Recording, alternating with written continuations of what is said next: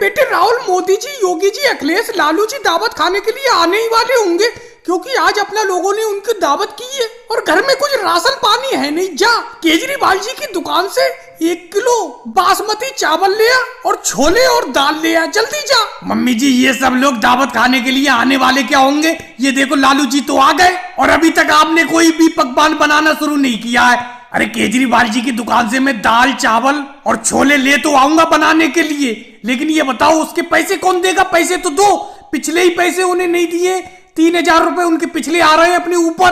कोई बात नहीं, 3000 रुपए आ रहे हैं, 4000 रुपए हो जाएंगे। 1000 रुपए का सामान और लिया, जल्दी से दाल चावल लिया, जल्दी से मैं पकाने के लिए रख दूं। लालू जी, आप भी इतनी जल्दी दावत खाने के लिए आ गए? मैंने कहा था कि कम से कम 3 बजे आना। बहन सोनिया जी, मैंने सोचा आपने पकवान बना के तैयार रख लिए होंगे हमारे लिए, और मैंने सोचा मोदी जी, योगी जी, अखिलेश भी आ गए होंगे, लेकिन वो कोई दिखाई नहीं दे रहे हैं यहाँ पे। वो अभी नहीं आए। नहीं लालू जी, अभी तक वो तो आए नहीं है कोई भी। आप ही आए हो, आराम से चलो बैठ जाओ जाके अंदर कमरे में, तब तक मैं सामान लेके आता हूँ केजरीवाल जी की दुकान से। उसके बाद मम्मी जी आपके लिए दाल चावल और छोले बनाएंगी। क्या कर रही होगी जी अखिलेश? अभी तक बहन सोनिया जी ने कोई पकवान तो बनाया नहीं है। अपना तीनों लोग दीवार के ऊपर से देख रहे हो, लालू जी तो आ गए दावत खाने के लिए, अपना भी चले घर के अंदर क्या? मोदी जी एक बात बताओ, अभी से अपना लोग दावत खाने के लिए अंदर घर में जाके क्या करोगे बहन सोनिया जी के यहाँ पे? क्योंकि ये अभी तो राहुल को सामान लेने के लिए भेज रही है, दाल चावल और छोले। जब राहुल केजरीवाल जी की दुकान से दाल चावल कच्चे लेके आएगा, उसके बाद बहन सोनिया जी दाल चावल बनाएंगी, उसके बाद अपना लोगों को दावत खाने के लिए मिलेगी। तभी अपना लोग राहुल और बहन सोनिया जी के घर के अंदर चलेंगे। लालू जी तो अभी से चले गए उनके घर के अंदर, अभी से अपना लोग जाके क्या करोगे? लेकिन योगी जी, मोदी जी, एक बात बताओ, ऐसे दीवार पे कब तक पड़े रहोगे? मेरा मतलब दीवार के बाहर कब तक खड़े रहोगे बहन सोनिया जी के घर के बाहर? जैसे लालू जी बहन सोनिया जी के घर के अंदर चले गए, वैसे ही अपना लोग भी चलना है। दावत तो अपना लोगों की है बहन सोनिया जी ने। कुछ देर में वो दाल चावल बना लेंगी, उसके बाद अपना लोगों को खाने के लिए मिलेगा। चलो चलते हैं घर के अंदर। और मोदी जी सिर्फ आधा सेंटीमीटर से मात खा गए, सिर्फ आधा सेंटीमीटर कम है तुम्हारी चेस्ट, समझे? अरे तुम्हारी रनिंग भी बहुत बढ़िया थी, रनिंग में भी पास हो गए तुम, और हाइट में भी पास हो गए, हाइट भी बहुत बढ़िया थी, लेकिन चेस्ट में मात खा गए। आधा सेंटीमीटर चेस्ट और होती तो तुम पास हो जाते। फुलाव के साथ तुम्हारी चेस्ट इतनी नहीं है जितनी बिना फुलाव के होना चाहिए। अरे कैसी बात करते हो योगी जी, ऐसा तो हो ही नहीं सकता। तुमने इंची टेप मेरे सीने पे बड़ा टाइट करके पकड़ रखा है, थोड़ा मुलायम तरीके से पकड़ो, जैसा दूसरों लोगों के पकड़ रहे हो। अरे मेरा आर्मी में जाने का कब से सपना है, मैंने रनिंग भी पास कर ली, हाइट भी पास कर ली, तुम मुझे चेस्ट में आधा इंच से फेल कर रहे हो। अरे कोई देख लो, आंकड़ा देख लो कोई, अरे किसी तरीके से देख लो, समझे? फीते को थोड़ा मुलायम तरीके से पकड़ लो, बड़ा टाइट पकड़ रखा है तुमने। अरे मोदी जी कैसी बात करते हो? आर्मी में जाने का सपना तो सबका होता है, बहुत से लोग फेल हो जाते हैं, उन्हीं की तरह तुम भी फेल हो गए, समझे? आधा इंच से फेल हो गए। अरे रूल इज रूल, रूल सबके लिए एक सा है, तुम्हारे लिए भी एक सा है। कोई बात नहीं, अगले बार ट्राई करना, पास हो जाओगे। थोड़ी सी चेस्ट और बढ़ा लो बस। पता नहीं मेरा क्या होगा, मेरा भी नंबर आने वाला है टेस्ट में। मुझे तो बहुत घबराहट हो रही है, डर लग रहा है। अगर मैं फेल हो गया तो मम्मी जी मुझे बहुत डांटेंगी, बड़ा दिक्कत हो जाएगी। मुझे तो पास होना ही होना है, समझे? पता नहीं योगी जी मेरे साथ सख्ती से पेश आएंगे या मुलायम तरीके से। अरे राहुल, तुम्हें पसीना क्यों आ रहा है? अरे तुम भी अगले बार ही ट्राई करना, क्योंकि तुम रनिंग में तो पहले ही फेल हो चुके हो। चेस्ट तुम्हारी भले ही ज्यादा हो, चेस्ट में तुम पास हो जाओगे, मुझे पूरी उम्मीद है। एक बार देख के बता देता हूँ आदमी को कि कितनी चेस्ट है उसकी, लेकिन तुम रनिंग में तो फेल हो चुके हो। रनिंग तुम्हारी अच्छी नहीं है, रनिंग को सुधार के आओ अगली बार। देखो योगी जी, अब नापो, फिर से नापो। अब मैंने सांस को अंदर को खींच के सीना और फुला लिया है, देखो देखो जरा सही से देखो। अरे कैसी सांस फुलाई है मोदी जी तुमने, पहले से भी और चेस्ट कम हो गई तुम्हारी।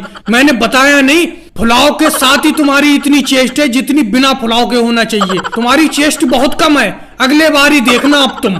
नमस्कार मोदी जी, ठीक तो हो? मोदी जी, ये 2 रंग के आलू कैसे हैं? एक ये हल्के पीले पीले से और एक हल्के काले काले से, क्या दोनों में रेड में भी फर्क है? नमस्कार अखिलेश। हाँ अखिलेश, दोनों आलूओं में रेड में फर्क है। ये जो हल्के पीले पीले आलू हैं, ये बहुत ही अच्छे आलू हैं, ये खाने में बिल्कुल मीठे नहीं लगेंगे। और जो हल्के काले हैं, इनकी मैं गारंटी नहीं ले सकता। तो मोदी जी दोनों के रेट में भी कोई फर्क है? हाँ अखिलेश, फर्क तो होगा ही। ये जो हल्के वाले आलू है इनको मैं 10 रुपए किलो बेच रहा हूँ, और ये जो पीले पीले से अच्छे से आलू है इनको मैं 100 रुपए किलो बेच रहा हूँ, ले लो। अरे मोदी जी इतना ज्यादा फर्क, इतने फर्क से आलू बेच रहे हो? अरे आलू आलू सब एक से होते हैं। हल्के काले वाले आलू 10 रुपए किलो और ये हल्के पीले वाले आलू पूरे 100 रुपए किलो, इतना ज्यादा फर्क? दोनों आलूओं के बीच में तो आपने सोना चांदी का फर्क कर दिया। अरे बराबर में लालू जी भी तो आलू बेच रहे हैं। लालू जी आप आलू क्या रेट बेच रहे हो? भाई अखिलेश एक बात मैं तुम्हें साफ साफ बता देता हूँ, मोदी जी की दुकान पर खड़े खड़े मैं रेट नहीं बताऊंगा। मेरी दुकान पर आओ, यहाँ पर मैं आलू का रेट बताऊंगा। हाँ इशारों में मैं इतना बता देता हूँ, आलू मैं मोदी जी से सस्ता ही बेच रहा हूँ। अच्छा लालू जी, ग्राहक को मेरी दुकान से बुलाने का तरीका बहुत अच्छा है आपका। अखिलेश को अपने पास बुलाने की पूरी तैयारी कर ली आपने। आपने उसे ये भी बता दिया कि मैं सस्ते आलू दे दूंगा और ये भी कह दिया इधर आओ। अब अखिलेश बात की बात है, लालू जी जितने रुपए में भी तुम्हें आलू देंगे उनसे मैं आलू तुम्हें सस्ता ही बेचूंगा।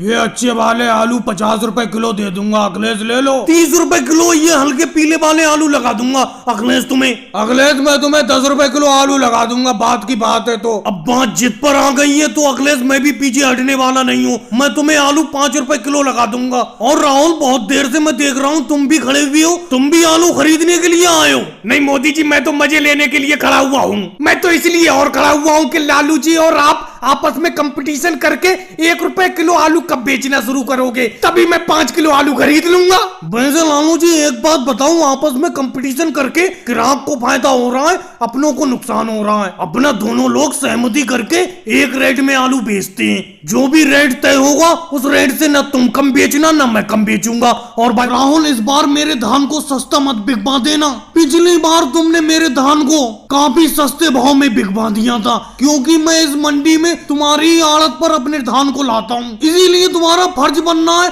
कि मेरे धान को ऊंचे से ऊंचे भाव में बिकवाऊं। अरे कैसी बात करी मोदी जी, इस टाइम तो धान का रेट वैसे ज्यादा चल रहा है। इस बार आपका धान काफी महंगा बिकवाऊंगा। देख रहे हो मैंने आपके धान की खरीदारी करने के लिए बहुत बहुत दूर से व्यापारी बुलाए। चलो भाई लोगों, धान की बोली की शुरुआत करो। मोदी जी जिस तरीके से आप अपने धान की तारीफ भी कर रहे हो उतना अच्छा तो आपका धान है नहीं, फिर भी बोली की शुरुआत में 2000 रुपए प्रति क्विंटल के हिसाब से करता हूँ। 2000 रुपए प्रति क्विंटल के हिसाब से ये धान मुझे दे दो। मैं तो सोच ही रहा था कि बोली की शुरुआत राजनाथ सिंह जी ही करेंगे। 2000 रुपए प्रति क्विंटल से आगे भी कोई खरीदार है? अरे राहुल, हमको यहाँ पर झक मारने दौड़ी आए हैं।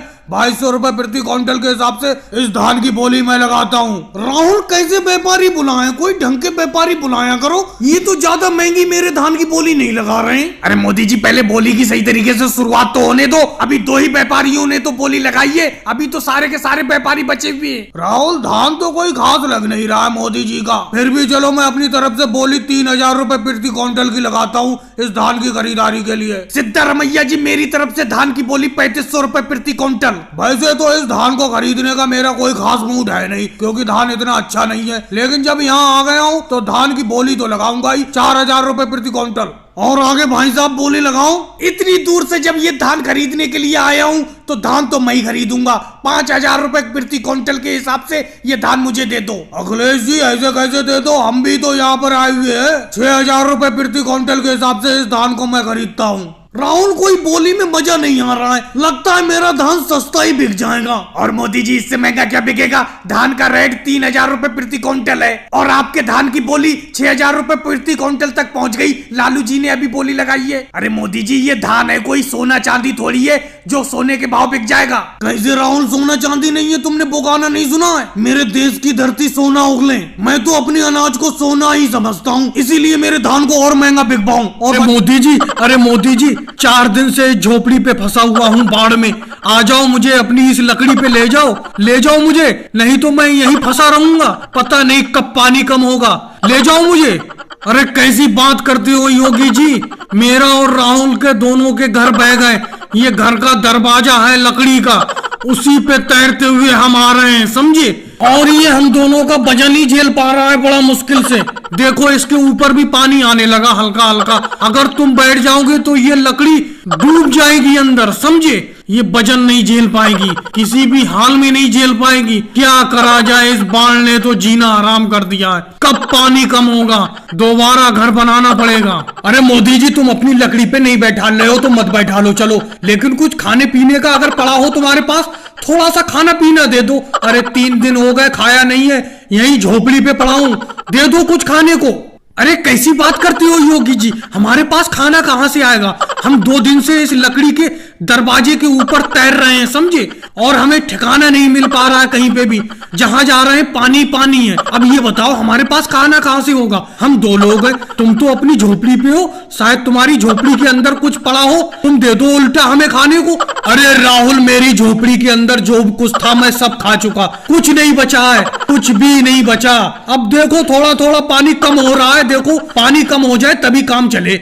वैसे योगी जी तुम टेंशन मत लो, तुम लंबे टाइम लो यहाँ पे नहीं रुके रहोगे। ऐसा करता हूँ मैं, राहुल को कहीं किनारे पे छोड़ के आता हूँ, फिर तुम्हें ले जाऊंगा, फिर दोनों लोग चले जाएंगे, किनारे पे पहुंच जाएंगे। क्या पता ये झोपड़ी कब गिर जाए, तुम्हें भी झोपड़ी पे रहते हुए खतरा है। मैं राहुल को कहीं किनारे पे छोड़ के आता हूँ, फिर तुम्हें ले जाऊंगा, ये अच्छी बात रहेगी। अरे मोदी जी बहुत बहुत धन्यवाद, अगर ऐसा कर दोगे तो बहुत ही अच्छा होगा। क्या पता ये झोपड़ी कब गल के गिर जाए पानी में। आपका बहुत बहुत धन्यवाद, छोड़ आओ राहुल को कहीं पे। अरे मुझे भी मालूम है अगर ये तुम्हारा दरवाजा लकड़ी का 3 लोगों का वजन झेल लेता तो अपना तीनों बैठ जाते, लेकिन ये 2 ही लोगों का वजन झेल पा रहा है।